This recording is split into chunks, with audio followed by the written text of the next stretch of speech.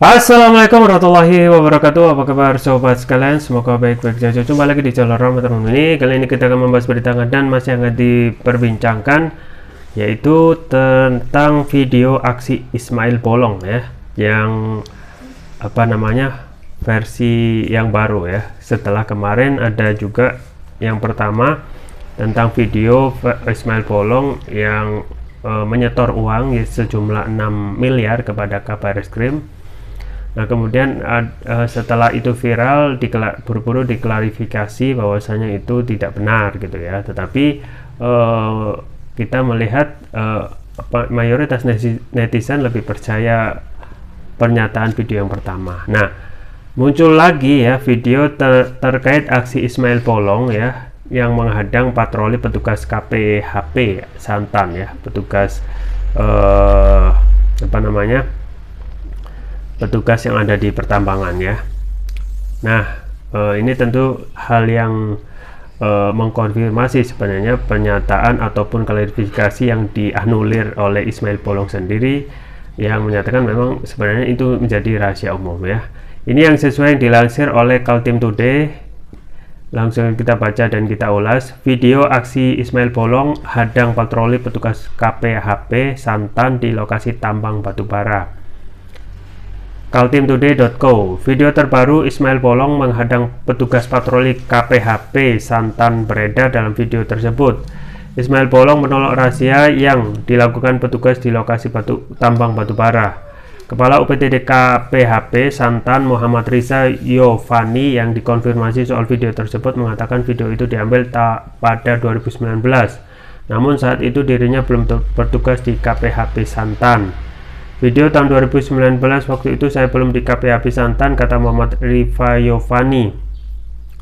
Di video dengan durasi 2 menit 40 detik itu, Ismail Bolong tengah berbicara dengan petugas KPHP Santan. Ismail Bolong di video tersebut memberi makan orang banyak dan tanah yang dilakukan kegiatan pertambangan batubara itu memiliki surat dan sudah membayar fee. Dalam video itu, petugas KPHP Santan menyebut hanya menjalankan tugas, tapi Ismail Bolong kekeh menolak kedatangan mereka karena mengklaim sudah memiliki izin berupa penggarapan lahan sesuai kawasan budidaya kehutanan KBK. Ismail Bolong juga mengatakan sudah berkoordinasi, tapi tidak dijelaskan dalam video orang yang dia maksud atau dengan siapa dia berkoordinasi. Dalam video kendaraan double kabin itu terlihat jelas bertuliskan KPHP Santan. Seperti diketahui, lokasi tambang batubara ilegal di Marangkayu yang disebut Ismail Bolong dalam video pengakuan memang beneran ada. Hal tersebut dikonfirmasi Direktur Reskrimsus Polda Kaltim Kombes Pol Indra Lutrianto Amstono. Bahkan Kombes Pol Indra Lustrianto Amstono mengatakan temuan tersebut sudah diproses secara hukum oleh pihaknya, di mana ia mengatakan temuan tindak pidana tambang ilegal itu merupakan temuan lama. Udah lama itu, ada yang sudah tahap 2, ada yang baru proses. Ungkapnya melansir dari suara.com, jaringan kaltimtoday.co, Senin 7 November 2022. Namun dari sekian temuan tersebut, dirinya mengatakan bahwa tidak ada satu tersangka atau bukti yang menyatakan Ismail Bolong terlibat. Ia memastikan tambang ilegal di kawasan Kecamatan Marangkayu Kukar seluruhnya sudah diproses. Tidak ada yang mengarah kepada Ismail Bolong. Untuk saat ini sudah nggak ada itu kan yang lokasi IUP-nya PT MSJ tugasnya. Untuk diketahui, nama mantan anggota polisi Ismail Bolong mencuat ke publik setelah pengakuannya menyebut Kabareskrim Polri Komjen Pol Agus Andrianto menerima setoran uang dari tambang ilegal. Terkait dengan kegiatan yang saya lakukan, saya sudah berkoordinasi dengan Kabareskrim, yaitu ke Bapak Kabareskrim Komjen Pol Agus Andrianto dengan memberikan uang sebanyak 3 kali, yaitu pada bulan September 2021 sebesar 2 miliar rupiah, Oktober 2021 sebesar 2 miliar rupiah, dan November 2021 sebesar 2 miliar rupiah, tuturnya. Bukan hanya kepada Agus, Ismail juga memberikan sumbangan ke Polres Bontang sebesar 200 juta. Uang itu diserahkan ke Kasat Reskrim Bontang AKP Asriyadi di ruang kerjanya. Meski begitu, Ismail Bolong kembali membuat video klarifikasi. Dia meminta maaf ke Komjen Pol Agus Andrianto atas pengakuannya menyetor uang 6 miliar dari tambang ilegal tersebut. Ya, sobat sekalian, jadi memang untuk kasus apa yang disampaikan video bolong tentang pengakuan menyetor uang itu belum ada klarifikasi, belum ada penyelidikan yang sifatnya komprehensif ya. Karena kita juga perlu tahu ya, meskipun kita mengetahui tambang ilegal di Kalimantan itu banyak sekali ya, di seluruh Indonesia itu banyak sekali tambang ilegal. Siapa yang membacking ya? Tentu saja aparat yang mempunyai kekuasaan. Nggak mungkin rakyat sipil yang tidak mempunyai kekuasaan. Jadi kita tegaskan kembali bahwasanya kita juga menyayangkan adanya aparat ya, yang seharusnya melakukan penegakan hukum justru bermain dalam hal-hal seperti ini gitu ya. Kita juga menyayangkan kewenangan polisi yang sangat luar biasa besar ya, powerful, yang sangat sulit untuk dikontrol ya. Bahkan kalau kita melihat yang mengontrol itu ya adalah presiden atau atasannya sendiri. Tapi apakah mungkin ya satu orang presiden itu, ataupun dia dalam hal ini presiden mendelegasikan kepada lembaga yang lain untuk melakukan pengontrolan itu akan berjalan efektif ya. Nah saat ini untuk masalah tambang ilegal ini kita ketahui ya adalah masalah yang jamak terjadi ya, yang terjadi di daerah-daerah perhutanan ya. Kita ketahui wilayah hutan di Kalimantan ya, Sulawesi, Sumatera ya, bahkan Papua, di seluruh Indonesia itu adalah wilayahnya sangat luas sekali ya, termasuk untuk batu bara sendiri ya. Potensi batu bara kita itu ya ada antara lain mempunyai potensi yang luar biasa besar gitu ya. Jadi memang potensi di Indonesia ini tidak kalah ya, dan kalau kita benar-benar jujur ya, kita itu bisa menjadi negara super kaya di dunia ya, karena segala sumber daya alam itu ada ya, baik itu minyak bumi, batu bara ya, dan juga kemarin itu CPO ya. Jadi sumber kekayaan alam yang ada di Indonesia itu benar-benar besar ya. Jadi kalau tidak nomor 1, nomor 2 lah untuk dalam dunia gitu ya. Nah, terutama untuk batu bara. Nah, untuk beberapa bulan terakhir ini memang harga batu bara itu naik ya. Jadi patut duga bahwasanya keuntungan untuk sumber daya ekstraktif seperti batu bara ini, negara mengeruk untung yang sebesar-besarnya ya. Kita belum berbicara kepada ya perusahaan yang ilegal ya. Perusahaan yang ilegal itu banyak, dan kalau kita menelusuri ya, perusahaan ilegal yang banyak itu, yang kita khawatirkan jumlah yang disetorkan untuk pajak itu sangatlah kecil gitu ya. Sebagian atau sebagian besarnya itu masuk ke kantong ya oknum-oknum ya, yang tidak bisa dipertanggungjawabkan ya. Tentu saja untuk isu tentang backing aparat oleh illegal mining seperti perusahaan batubara ini banyak sekali gitu ya. Dan untuk kasus Ismail Bolong ya, dan sudah menjadi rahasia umum, ini sudah menjadi rahasia publik dan ibarat seperti gunung es gitu ya. Jadi yang kemarin kemarin yang viral tentang video bolong Ismail Bolong itu yang menyetorkan uang 6 miliar itu ya sudah menjadi rahasia umum. Itu hanya apes saja ya sampai viral gitu ya. Yang tidak ketahuan lebih banyak lagi gitu ya. Kenapa? Karena kalau kita melihat pengakuan orang-orang Kalimantan itu sendiri ya, ada juga yang mengaku ya, ngeri banget gitu ya, tentang pertambangan batu bara ataupun pertambangan yang lain di Kalimantan gitu ya. Banyak misalnya lubang-lubang hasil tambang itu yang mengangah ya, tidak diurus, setelah itu habis ditinggal oleh para pengusaha gitu ya. Nah, ini juga yang jadi kita miris gitu ya. Kita mempunyai institusi kepolisian yang melakukan pengamanan dan juga penegakan hukum, tapi tidak berjalan efektif, terutama untuk memberikan keamanan di wilayah tambang batu bara. Kenapa itu terjadi ya? Karena dalam tanda kutip aparatnya ikut bermain gitu ya, dan itu menjadi rahasia umum.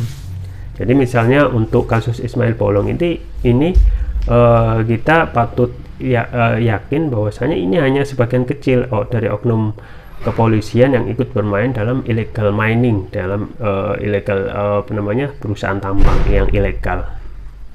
Nah, jadi bisnis batubara ya, bisnis ekstraktif saat ini ya, itu harganya naik gitu ya, dan otomatis ini adalah bisnis yang untungnya besar ya, dan untuk negara ya, seharusnya kalau ini bisa diatur dengan ketentuan yang adil dan juga jujur ya, negara itu sebenarnya bisa memperoleh hasil yang lebih besar ya dari pengelolaan sumber daya alam, terutama untuk sumber daya ekstraktif seperti batubara. Kurang apa coba batubara itu? Tidak seperti CPO itu ataupun crude palm oil ya, bahan baku minyak goreng, itu harus ditanam dulu dan harus nunggu ya tahunan gitu ya. Sedangkan untuk batubara kita tinggal mengeruk gitu ya. Untuk gas alam sama, kita tinggal mengeksplor gitu ya. Tidak perlu kita itu menanam seperti CPO, pun juga minyak bumi gitu ya. Jadi untuk investasi ya, yang paling menguntungkan yang seharusnya diperbanyak ataupun diperbesar adalah memang harus investasi dalam untuk mengeksplor sumber daya alam ini gitu ya. Kalau infrastruktur iya, tetapi yang paling urgent untuk benar-benar untuk kesejahteraan rakyat adalah bagaimana investasi untuk membuka sumber daya alam yang belum tereksplor. Misalnya kita itu masih mempunyai sekitar 100-an lebih cekungan hidrokarbon yang belum dieksplor gitu ya. Meskipun investasinya besar, tetapi ketika cekungan hidrokarbon ini bisa dimulai investasinya ya, untuk waktu yang akan datang itu ya kita akan bisa menikmati gitu ya. Jadi kita tidak kalah dalam sumber daya alam ya. Misalnya untuk yang pernah dihitung oleh para ahli ya, 6 komoditi saja itu ya kita sudah menghasilkan uang yang banyak ya, dan tidak perlu bayar pajak lagi buat rakyat ya. Apa 6 komoditas itu? Antara lain adalah minyak bumi, batu bara, minyak bumi, emas, batu bara, minyak bumi, nikel, hasil laut, hasil hutan. Itu hasilnya ya, setelah dihitung oleh para ahli itu hasilnya 4.250 triliun gitu ya, lebih besar dari APBN kita yang sekarang 2.750.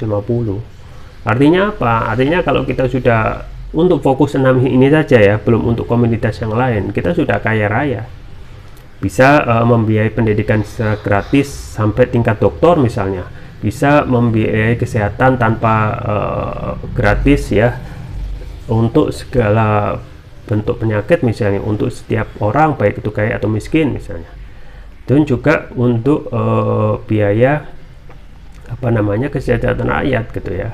Dan yang paling penting, kita tidak perlu ya sampai dalam tanda kutip mengemis ke luar negeri untuk memanggil mereka untuk berinvestasi ya. Jadi juga sudah cukup 6 komoditi saja. Nah sayangnya ya, dengan budaya kita yang masih tumbuh subur yaitu korupsi itu ya, tidak ada tindakan tegas, terutama juga aparat. Kenapa? Karena aparat juga bermain di dalamnya, dan ini sudah menjadi rahasia umum ya. Dan Ismail Bolong ini yang kita harapkan adalah bagaimana ya, kalau benar-benar institusi Polri itu ya melakukan tugasnya secara baik ya dalam melakukan penegakan hukum dan menindak para pelaku pelanggar hukum dengan tegas, maka ini akan menjadi presiden baik bagi institusi Polri gitu ya. Nah untuk kasus Ismail Bolong sendiri misalnya, ini tidak ada ya komentar apapun dari yang dituduhkan, yaitu misalnya Kabarreskrim gitu ya, mengingat bahwasanya yang dituduhkan kemarin kan Kabarreskrim menerima uang gitu ya.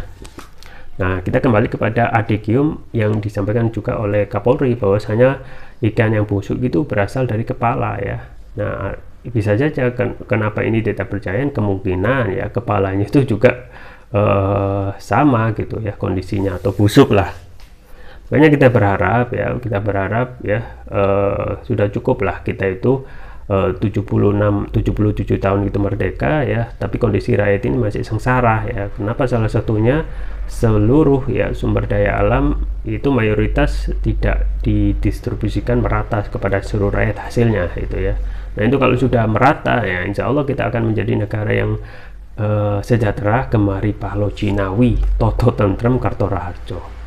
Nah ini yang ditunggu oleh Kapolri ya.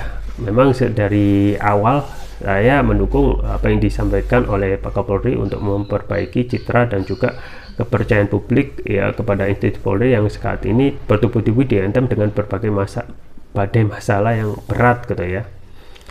Nah kalau tidak ada ketegasan ya, baik itu yang dilakukan oleh oknum polisi setingkat Bintara ya, itu coba bayangkan dari Bintara sudah main tambang, backing tambang ya, apalagi kita ketahui tidak mungkin ya untuk hal-hal seperti ini dilakukan hanya satu orang, pasti ada pihak aparat yang jabatannya lebih tinggi yang membacking ya untuk illegal mining seperti ini. Ya kita tunggu saja ya kelanjutan terkait kasus Ismail Bolong, apakah benar-benar ada tindakan tegas terhadap Ismail Bolong ini ya, meskipun sudah pensiun dini, tetapi ini juga merupakan pelanggaran yang harus ditindak secara hukum. Ya kita tunggu saja kelanjutannya. Itu saja yang bisa saya sampaikan. Semoga bermanfaat. Jangan lupa like, share, dan subscribe. Sampai jumpa lagi. Wassalamualaikum warahmatullahi wabarakatuh.